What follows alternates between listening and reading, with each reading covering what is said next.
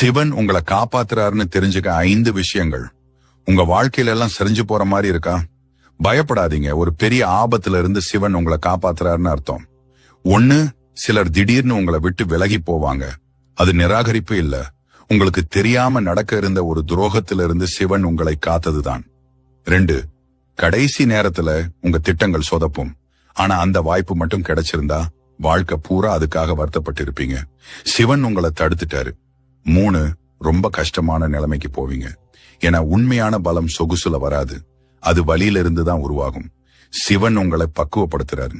4, தனிமையா இருக்க மாதிரி உணர்வீங்க. அப்பதான் மத்தவங்க சத்தத்தை விட்டுட்டு உங்க மனசு சொல்றத, சிவன் சொல்றத நீங்க தெளிவா கேட்பீங்க. 5, நீங்க கெஞ்சி கேட்ட ஒரு விஷயத்த இழப்பீங்க. ஏன்னா உங்க முதுகுக்கு பின்னாடி நடந்த பேச்சுகளை சிவன் கேட்டிருக்காரு.